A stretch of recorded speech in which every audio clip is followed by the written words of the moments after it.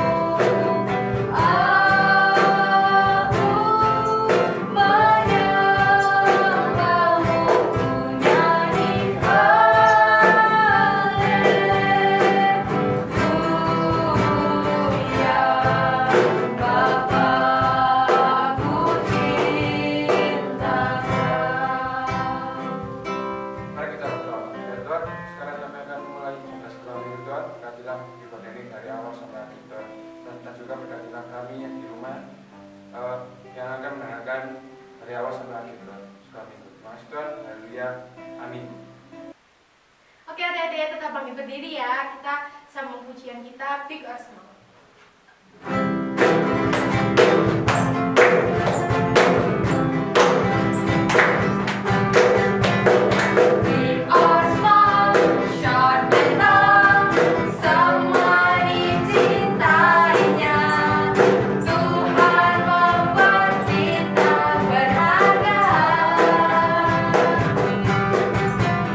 Bekerja, berkarya, bagi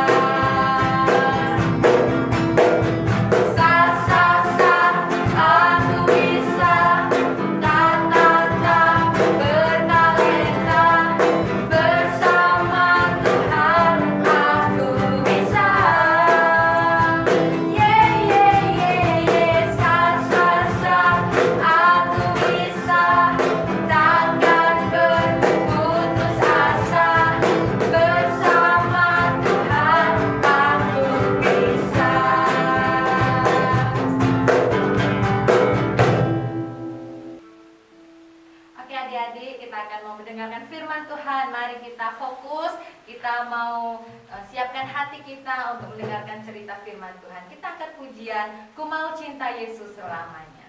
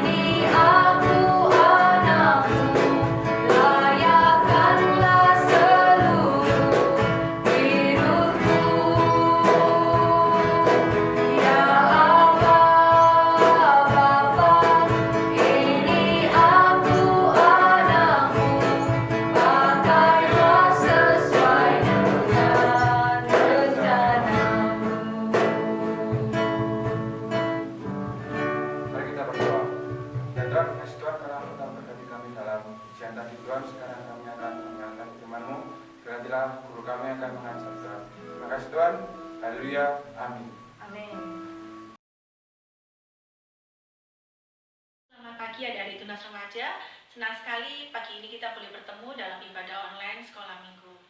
Pagi hari ini kita akan melanjutkan pelajaran kita minggu yang lalu tentang doa, dan di pelajaran yang kedua saat ini kita akan belajar tentang bagaimana saya harus berdoa. Alkitab mengajar kita bagaimana caranya berdoa. Kita tidak diberikan pedoman yang rumit yang menjadikan doa suatu tugas besar yang tak dapat kita nikmati. Malahan, Alkitab memberikan petunjuk dasar yang sederhana yang dapat menjadikan kehidupan doa kita sebagai saat komunikasi yang bermutu dengan Tuhan. Ada 4 bagian yang akan kita pelajari pada pagi ini. Bagian yang pertama yaitu syarat-syarat doa. Syarat yang pertama yaitu berdoa dalam nama Yesus. Yohanes 14 ayat 13 dan 14 mengatakan, "Dan apa juga yang kamu minta dalam namaku, aku akan melakukannya, supaya Bapa dipermuliakan di dalam Anak. Jika kamu meminta sesuatu kepadaku dalam namaku, aku akan melakukannya." Itu adalah syarat penting untuk menerima jawaban atas doa kita. Dalam nama Yesus ada kuasa besar. Syarat yang kedua, berdoa menurut kehendak Allah. Berarti menyerahkan segenap hidup kita kepada pengawasan dan tujuannya. Dan percayalah bahwa kehendaknya itu yang terbaik bagi kita. Yesus memberikan suatu contoh ketika dia berdoa di Taman Getsemani. Matius 26 ayat 39. Maka ia maju sedikit, lalu sujud dan berdoa, katanya, "Ya Bapakku, jikalau sekiranya mungkin, biarlah cawan ini lalu daripadaku. Tetapi janganlah seperti yang ku kehendaki, melainkan seperti yang Engkau kehendaki." Hidup di dalam Yesus memungkinkan kita untuk bersekutu dengan Bapa, sehingga kita boleh dengan berani menghampiri Dia tanpa ragu-ragu. Jika kita minta menurut kehendak-Nya, Dia tidak hanya mendengarkan kita, tetapi juga mengabulkan doa kita. 1 Yohanes 5 ayat 14. Dan inilah keberanian percaya kita kepadanya, yaitu bahwa Ia mengabulkan doa kita jikalau kita meminta sesuatu kepadanya menurut kehendak-Nya.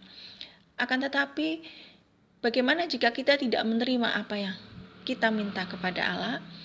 Bisa saja hal ini terjadi karena kita meminta dengan tujuan yang salah. Yakobus 4 ayat 3. Atau kamu berdoa juga, tetapi kamu tidak menerima apa-apa karena kamu salah berdoa. Sebab yang kamu minta itu hendak kamu habiskan untuk memuaskan hawa nafsumu. Syarat yang ketiga yaitu berdoa dengan iman. Kunci untuk menerima apa yang kita minta kepada Allah ialah percaya bahwa kita akan menerima jawaban. Tidak ada alasan untuk bimbang. Yakobus menulis dalam Yakobus 1 ayat 6-8, hendaklah ia meminta dalam iman dan sama sekali jangan bimbang, sebab orang bimbang sama dengan gelombang laut yang diombang-ambingkan kian kemari oleh angin. Orang yang demikian janganlah mengira bahwa ia akan menerima sesuatu dari Tuhan, sebab orang yang mendua hati tidak akan tenang dalam hidupnya. Sebaliknya, orang yang meminta sesuatu kepada Allah dan percaya akan menerima permohonan mereka akan mendapatkan apa yang mereka minta. Markus 11 ayat 24. Karena itu aku berkata kepadamu, apa saja yang kamu minta dan doakan, percayalah bahwa kamu telah menerimanya, maka hal itu akan diberikan kepadamu. Bagian yang kedua yaitu pola doa. Adakah pola atau pedoman lain dalam berdoa? Ada orang yang berdoa di muka umum dengan bertele-tele karena hendak memberi kesan kepada orang lain atau mempunyai motivasi untuk dipuji orang. Yesus tidak menyetujui cara ini, maka ia mengajarkan doa kepada murid-muridnya. Matius 6 ayat 6 mengatakan, tetapi jika engkau berdoa, masuklah ke dalam kamarmu, tutuplah pintu dan berdoalah kepada Bapamu yang ada di tempat tersembunyi. Maka Bapamu yang melihat yang tersembunyi akan membalasnya kepadamu. Yesus mengajarkan doa yang kita kenal dengan doa Bapa Kami, yang mengajarkan kepada kita unsur-unsur yang benar dalam berdoa, yaitu di dalam Matius 6 ayat 9-13. Dan ini adalah menjadi tugas kalian dalam minggu ini, yaitu untuk menghafalkan doa Bapa Kami. Kirimkan video atau pesan suara kalian melalui WA group atau secara japri kepada guru-guru kalian. Ingat ya, tentang menghafal doa Bapa Kami adalah tugas dalam minggu ini. Kita akan belajar tentang unsur yang pertama di dalam doa Bapa Kami, yaitu Bapa Kami yang ada di surga. Ketika kita berdoa, kita pertama-tama harus mengenali siapa Allah itu dan hubungan khusus kita dengan Dia. Yang kedua, dikuduskanlah namamu. Kita harus mengakui sifat Allah, Dia kudus adanya. Karena sifat kekudusannya, Dia sajalah yang patut kita sembah dan kita puji. Ketiga, datanglah kerajaanmu. Yang harus kita perhatikan ialah tunduk kepada pemerintahan Allah di bumi dewasa ini dan berdoa untuk masa itu ketika kerajaannya terwujud sepenuhnya. Keempat, jadilah kehendakmu di bumi seperti di surga. Di surga, segala sesuatu benar-benar sesuai dengan rencana Allah. Allah menghendaki agar kita memperlihatkan sikap ini sementara kita hidup di dunia. Unsur yang kelima, berikanlah kami pada hari ini makanan kami yang secukupnya. Allah menghendaki agar kita mengharapkan Dia akan memenuhi kebutuhan kita sehari-hari. Yang keenam, dan ampunilah kami akan kesalahan kami, seperti kami juga mengampuni orang yang bersalah kepada kami. Berdoa juga merupakan saat untuk memohon pengampunan kepada Allah. Di samping itu, Allah menghendaki agar kita menyadari bahwa hubungan yang baik dengan Dia hanya akan terjadi apabila kita memiliki hubungan yang baik dengan sesama manusia. Yang ketujuh, janganlah membawa kami ke dalam pencobaan, tetapi lepaskanlah kami daripada yang jahat. Yesus menyatakan bahwa doa merupakan sarana untuk meminta bimbingan dan perlindungan Allah dari segala sesuatu yang menyakiti kita. Yang kedelapan, karena Engkaulah yang mempunyai kerajaan dan kuasa dan kemuliaan sampai selama-lamanya. Amin. Yesus mengakhiri doanya dengan sekali lagi mengakui kebesaran Allah. Doa kita harus berimbang seperti doa Yesus waktu itu, yang mencakup ibadah, pujian, permohonan, pengakuan, dan lebih banyak pujian lagi. Bagian yang ketiga yaitu ketekunan dalam berdoa. Dalam beberapa kasus mungkin saja kita berdoa sekali saja dan dengan segera Allah menjawabnya. Akan tetapi dalam banyak hal kita harus bertekun dalam doa sebelum kita melihat jawabnya. Perumpamaan yang diberikan tentang ketekunan dalam berdoa ini adalah perumpamaan tentang hakim yang tidak benar. Lukas 18 ayat 2 sampai 7. Katanya, dalam sebuah kota ada seorang hakim yang tidak takut akan Allah dan tidak menghormati seorang pun. Dan di kota itu ada seorang janda yang datang kepada hakim itu dan berkata, "Belalah hakku terhadap lawanku." Beberapa waktu lamanya hakim itu menolak, tetapi kemudian ia berkata dalam hatinya, "Walaupun aku tidak takut akan Allah dan tidak menghormati seorang pun, namun karena janda ini menyusahkan aku, baiklah aku membenarkan dia, supaya jangan terus saja ia datang dan akhirnya menyerang aku." Kata Tuhan, "Camkanlah apa yang dikatakan hakim yang lalim itu. Tidakkah Allah akan membenarkan orang-orang pilihannya yang siang malam berseru kepadanya, dan adakah ia mengulur-ngulur waktu sebelum menolong mereka?"